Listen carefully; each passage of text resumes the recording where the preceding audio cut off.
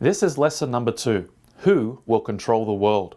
In this lesson, we'll be looking at what these ancient manuscripts teach regarding who will control the world. There have been many attempts down through the ages where people and powers have desired to control the world to some extent. You know, the most infamous in our recent memory today was the attempt made by the German leader Adolf Hitler. In 1941, Adolf Hitler predicted a united Europe and a 1,000-year world domination, which of course would be led by the German people.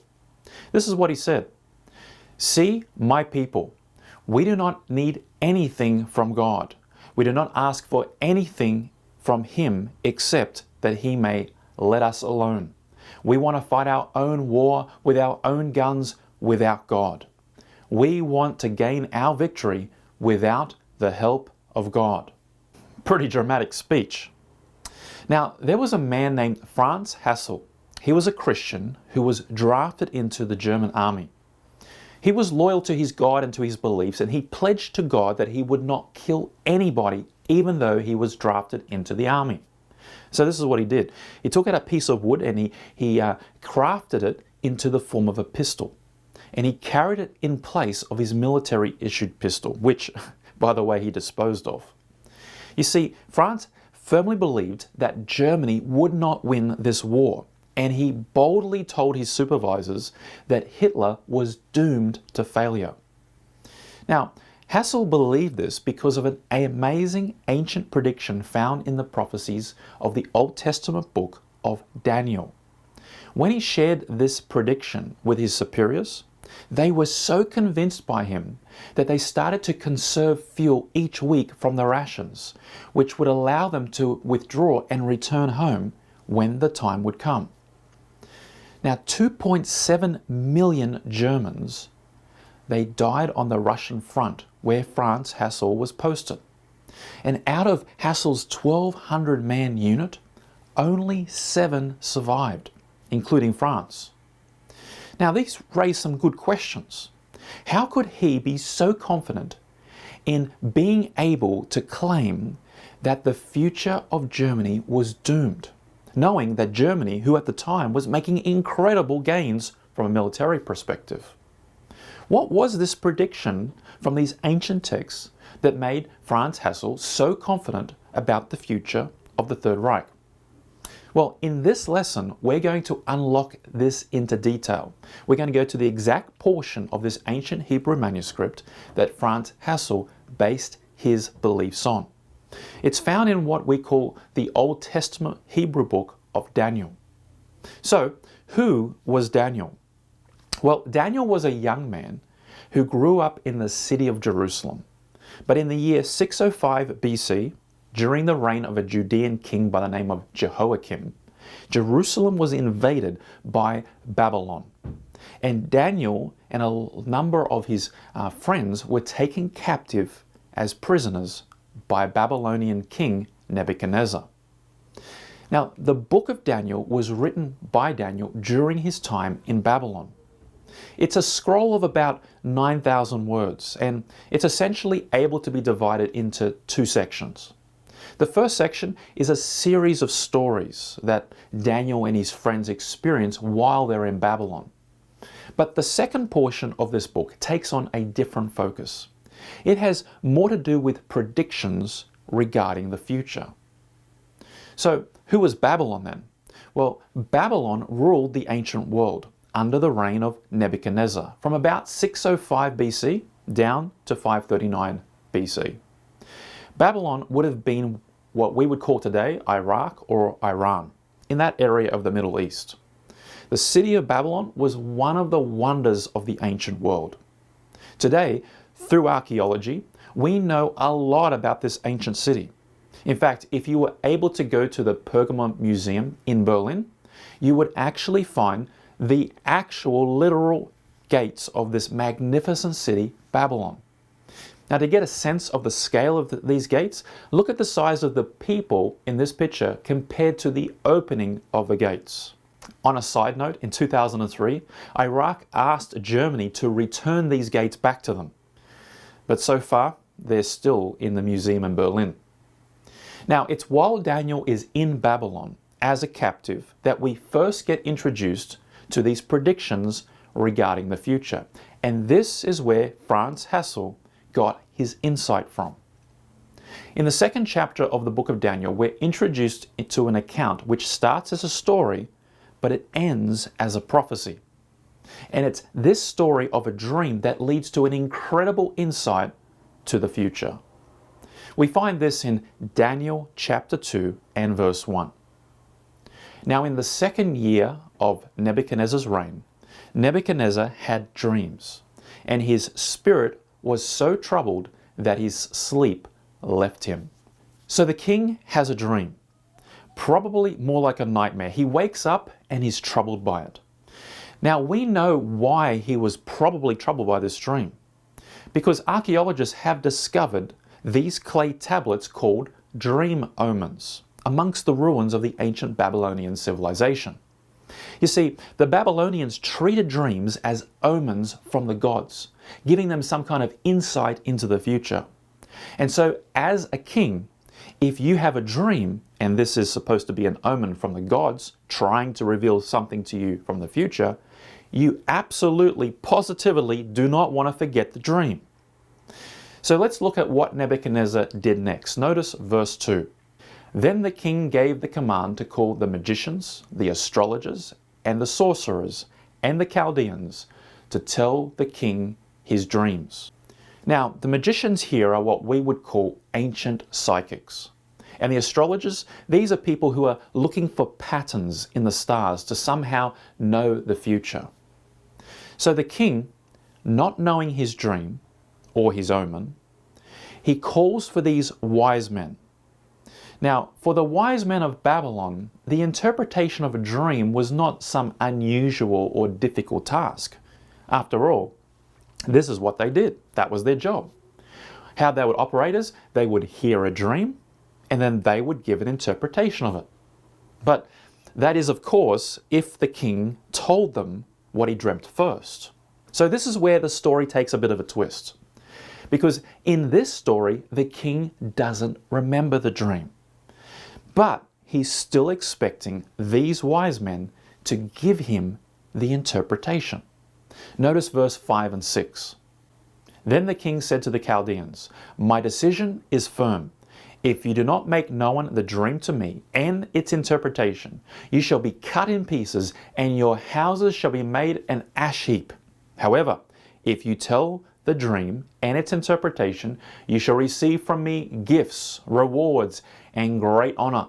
Therefore, tell me the dream and its interpretation." But notice what the wise men's response is in verse 10. The Chaldeans answered the king and said, "There is not a man on earth who can tell the king's matter." Now, how true is it that when they said there's not a man on earth who could tell the king his dream?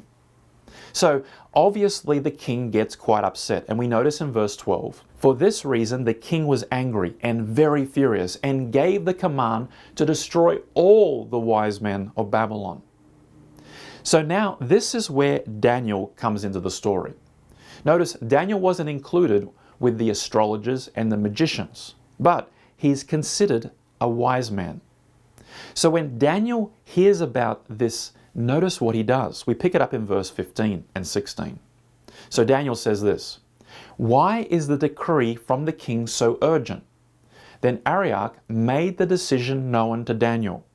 So Daniel went in and asked the king to give him time, that he might tell the king the interpretation. So notice what Daniel does next. He does the same thing that you and I would probably do if we're in a similar situation. We read about it in verse 17 and 18. Then Daniel went to his house and made the decision known to Hananiah, Mishael, and Azariah, his companions, that they might seek mercies from the God of heaven concerning this secret. Daniel and his friends realized that they were nothing special without their God. They were not different from the other wise men, in that they didn't know the dream either. So they went to their God in prayer, asking for help. Now this is an important point in the story, because Daniel doesn't take any credit for the dream, as we'll see, and its interpretation. From the very outset, Daniel is claiming that this dream or prediction comes from God. Now, you and I may disagree and have arguments over whether God exists or not. But for Daniel, he's the one telling us that what comes next is directly from his God. Notice verse 19. How the secret was revealed. Then the secret was revealed to Daniel in a night vision. When God revealed the dream to Daniel, look at what Daniel said about his God. And he changes the times and season. He removes kings and raises up kings. He gives wisdom to the wise and knowledge to those who have understanding. He reveals deep and secret things. He knows what is in the darkness, and light dwells with him. Notice Daniel's claim here that God reveals, he knows, and he gives light. So we already get a sense that the overall purpose of this whole dream was to reveal the hidden secret that it is God who is in control of the destiny of this planet, not human kings or armies or governments. You know, sometimes we think we're in control, but in reality, although God doesn't do all the things that happen in our world around us, he is in overall control of this planet, at least according to Daniel. Let's continue reading in verse 26 to 30. The king answered and said to Daniel, whose name was Belteshazzar, "Are you able to make known to me the dream which I have seen and its interpretation?" Daniel answered in the presence of the king and said, "The secret which the king has demanded, the wise men, the astrologers, the magicians, and the soothsayers cannot declare to the king. But there is a God in heaven who reveals secrets. He has made known to King Nebuchadnezzar what will be in the latter days. Your dream and the vision of your head upon your bed were these. As for you, O king, thoughts came to your mind while on your bed about what would come to pass after this. And he who reveals secrets has made known to you what will be. But as for me, this secret has not been revealed to me because I have any more wisdom than anyone living, but for our sakes, who make known the interpretation to the king, and that you may know the thoughts of your heart." Notice Daniel explained to Nebuchadnezzar that the dream concerned the latter days, or the times to come. So next, Daniel tells the king what he saw in his dream. Notice verse 31. "You, O king, were watching, and behold, a great image." Can you imagine the king? Think about this for a second. You've had a dream, you can't remember it, and then someone starts explaining it to you, or saying things that remind you, and straight away the dream comes flooding back. Well, that's exactly what's happening in this passage. Next, Daniel describes this great image. Let's read about it in verse 32. "This image's head was of fine gold, its chest and arms of silver, its belly and thighs of bronze, its legs of iron, its feet partly of iron and partly of clay. You watched while a stone was cut out without hands, which struck the image on its feet of iron and clay and broke them in pieces. Then the iron, the clay, the bronze, the silver, and the gold were crushed together and became like chaff from the summer threshing floors. The wind carried them away so that no trace of them was found. And the stone that struck the image became a great mountain and filled the whole earth." Here is an image of what looks like a man with varying metals, making up different parts of the image, starting with the most valuable, gold, and going all the way down to the less valuable, the clay. It's clear that this is not a physical statue, but one that symbolizes something and has meaning. Because if a statue was constructed like this, there is no way it could stand with its foundation of feet being mud. Now, notice what specifically happens to this image's feet. We read about it in verse 34. "You watched while a stone was cut out without hands, which struck the image on its feet of iron and clay and broke them in pieces. So this whole image is broken by a stone that strikes it on its feet. And then in the last part of verse 35, and the stone that struck the image became a great mountain and filled the whole earth. Notice where this stone strikes the image. It's not on the head or any other part of the image, but specifically on the feet. So I'm sure by now King Nebuchadnezzar is captivated.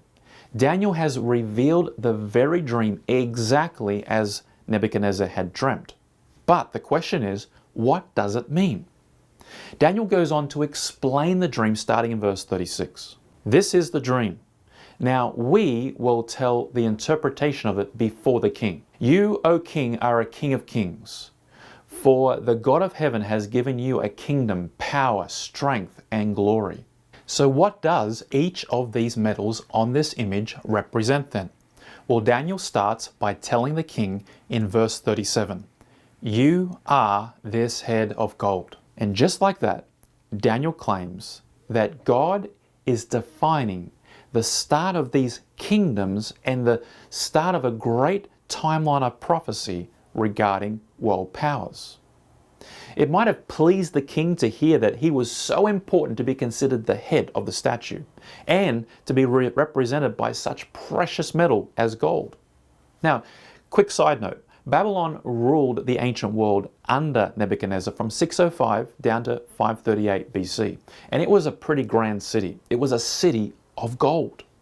In fact, archaeologists have found staggering amounts of gold in this ancient city. One temple complex alone had 7,000 kilograms of gold.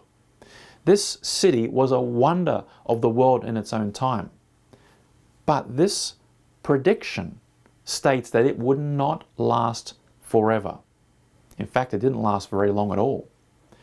Notice another old Hebrew manuscript written by a prophet called Isaiah, about 100 years before Daniel, and its prediction about Babylon. We find this in Isaiah chapter 13, verse 19 and 20. And Babylon, the glory of kingdoms, the beauty of the Chaldeans' pride, will be as when God overthrew Sodom and Gomorrah.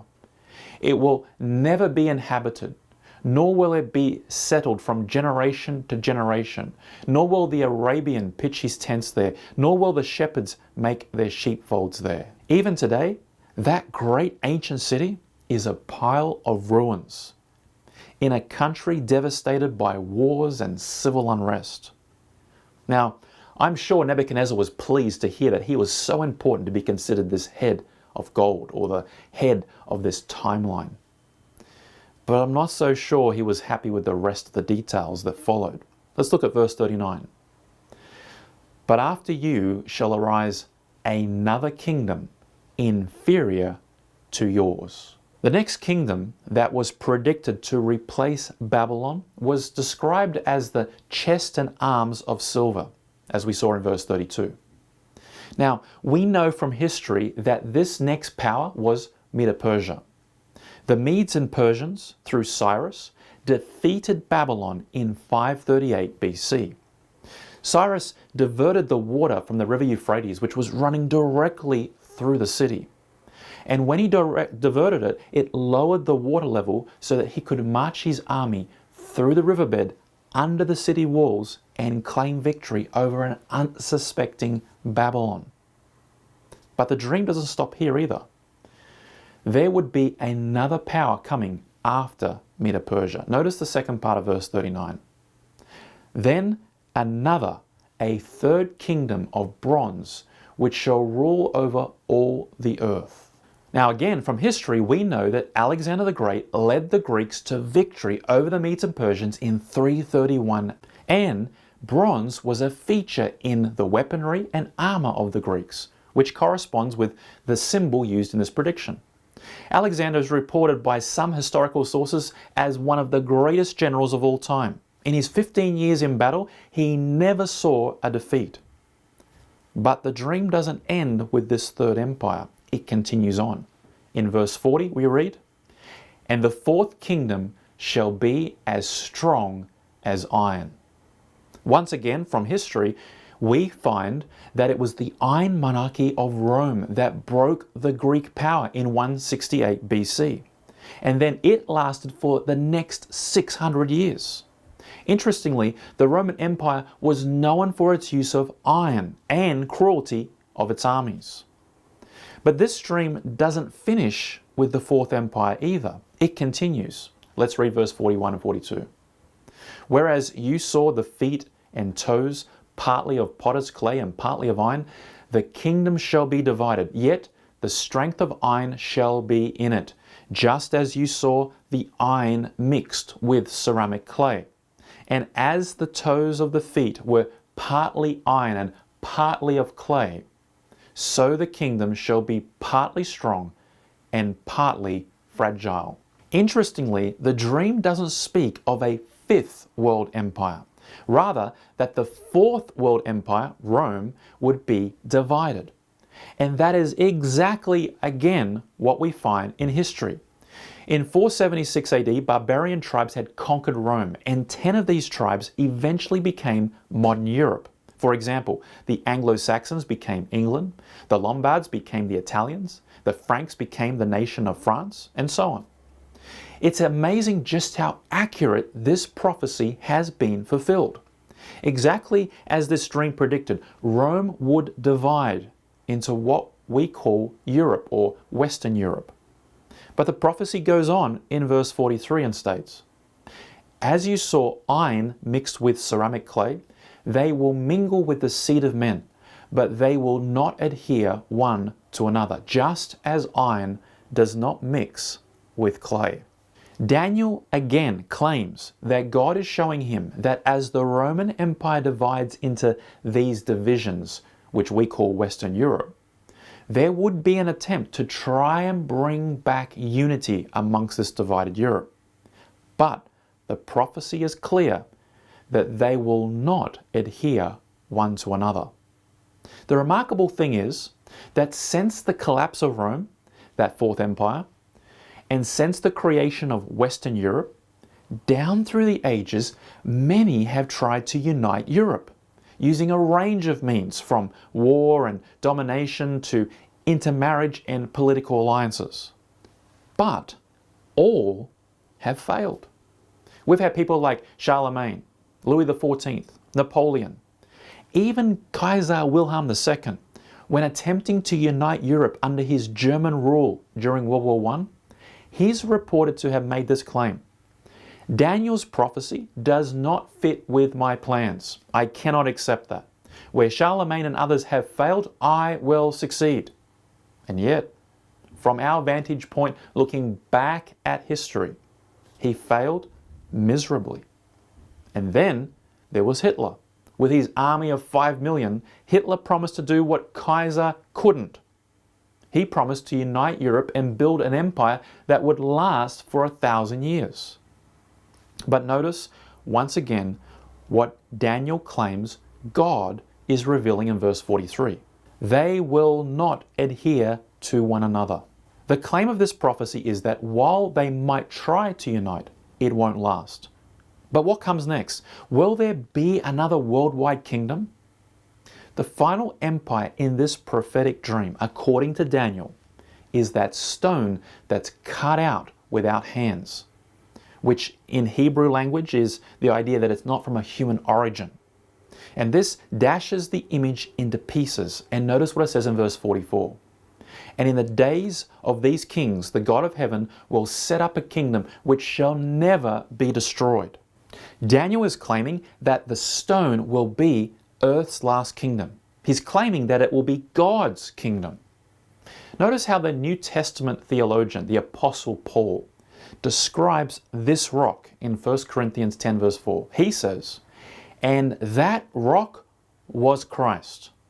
This ancient manuscript predicts that it will be Jesus, or the rock, who will set up his kingdom. It will not be China, not the United States, or even Israel. There will be no fifth world empire. It will be an empire ruled by God himself.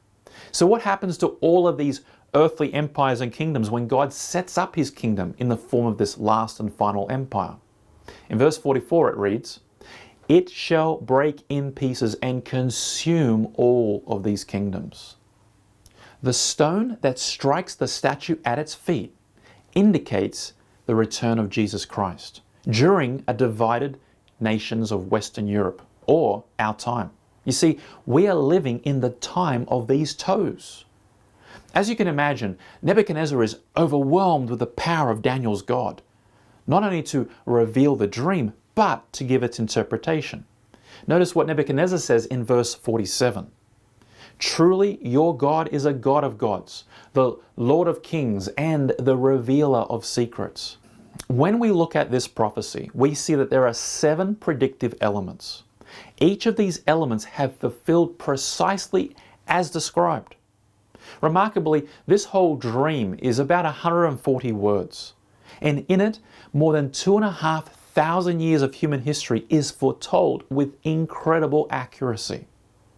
Of these 7 predictive elements, 6 have completely been fulfilled. Only 1 is unfulfilled, and that's because we're still waiting for the rock. Now, if you were a gambling person and you saw 7 predictions and 6 of the 7 have fulfilled perfectly, what kind of odds do you think there would be for that last predictive element to be fulfilled as well? Well, we go back now to Franz Hassel. He had studied this prophecy of the king's dream, and he understood that this dream represented a timeline of the powers of this world. And he understood that when Rome collapsed and divided into what we call today Western Europe, he knew that there would never be a 5th empire or a uniting of Europe. And it was with this understanding that he had such confidence to be able to tell his German supervisors that Hitler's attempt to unite Europe would not succeed. So, in summary, there are 3 things to remember from this lesson. Number 1, men might think that they're in control, and at times it may even appear so. But ultimately, if Daniel's God is truly God, the claim is that it's God who's the one who's really in charge. Number 2, we see in this prediction revealed to Nebuchadnezzar and Daniel by the dream that we are at the end of this earth's timeline. And according to this timeline, the next event we're to expect is the setting up of the last and final empire in the form of that rock. And number 3, that kingdom will last forever. That's the claim of this prediction. Now, can you imagine that? No more struggling or warring nations? What a time and place that will be. Well, in our next lesson, we are going to explore how do we know how far or how close we are along in that timeline of the toes before that great rock. Now, in the next section, I want to hear from you. There'll be a series of reflection questions once again. I want you to take time to think about each of the questions and respond to them appropriately. We'll see you in the next section.